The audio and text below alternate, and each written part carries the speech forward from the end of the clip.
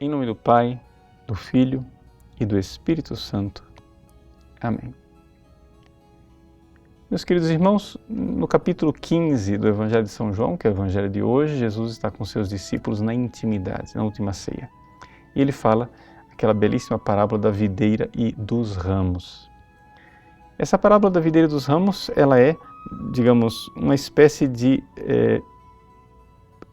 tentativa de transmitir o que é a nossa vida com Cristo. Isso que Jesus colocou na parábola da videira e dos ramos, São Paulo mais tarde, na primeira carta aos Coríntios, vai falar do corpo de Cristo, corpo místico de Cristo. Ou seja, nós estamos tentando, através dessas comparações, transmitir para as pessoas o que é a igreja. Então, é evidente que uma pessoa, a partir do batismo, ela foi inserida no corpo místico de Cristo. Ou seja, o batismo, ele faz com que nós estejamos unidos à humanidade de Cristo, que é a segunda pessoa da Santíssima Trindade, Deus que se fez homem, e esta união nos torna filhos. Mas essa união que é dada lá no batismo, ela é uma união, digamos, incipiente. Ela está começando, ela precisa aumentar, não é? E aí, então, Jesus usa nesta parábola, para a gente entender como deve aumentar a nossa união com Ele, ele usa a comparação da purificação, ou seja, da poda da videira. Essa coisa de podar videiras para nós brasileiros é uma coisa meio fora da nossa cultura. Então, a maior parte dos brasileiros não lida com essa questão de videira. Então a gente precisa entender. E o que acontece com a videira é o seguinte: a videira é uma planta que, se você não podar, ela, na próxima safra, ela produz cada vez menos frutos. E até que chega o ponto que ela produz somente folhas.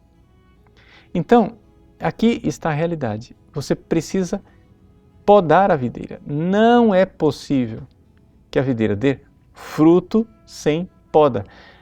As pessoas que viviam na época de Jesus, que ouviam essa comparação, entendiam perfeitamente. Já sabiam disso. Só que para nós precisamos avisar isso. Olha, se não houver poda, não tem fruto. Não é que talvez produz menos fruto. Não, é que a coisa vai definhando até que desaparecem os frutos. E o fruto, o que é? São os atos de amor, são os atos de caridade, porque Deus é amor e nós, unidos a Ele, precisamos amar também. Não é? Então, como é que nós vamos ser podados? Como é que nós, que somos membros do corpo de Cristo, que somos ramos dessa videira, como é que nós iremos fazer parte cada vez mais íntima, né, desta vida divina, para que essa vida divina produza em nós frutos? Jesus diz uma frase que deixa tudo claro. Vós já estáis podados, já estáis purificados pela palavra que eu vos dei.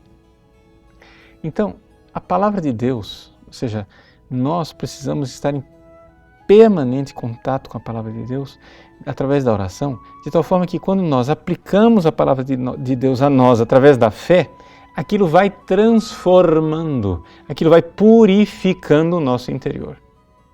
Então, esse é o processo transformador. Em resumo, o que acontece com os ramos é que os ramos precisam seguir o mesmo trajeto daquele que é a videira, o Cristo. Ele foi crucificado para ressuscitar. Nós precisamos também ser crucificados. E a nossa crucifixão é nesse contato constante com a palavra de Deus, para que então nós possamos matar o homem velho, matar o egoísmo em nós. Essa poda do nosso egoísmo constante, contínuo, que se verifica depois na prática. Ou seja, você vive a sua vida na fé, em contato com a palavra de Deus, mas para essa sua vida de oração que seja verdadeira e autêntica, na prática começam a aparecer os frutos. Ou seja, começa a aparecer o fruto desta poda, que é o fato de que você ama. E ama como Jesus amou, dando a vida pelos seus amigos. Então você vai e retribui esse amor de Cristo.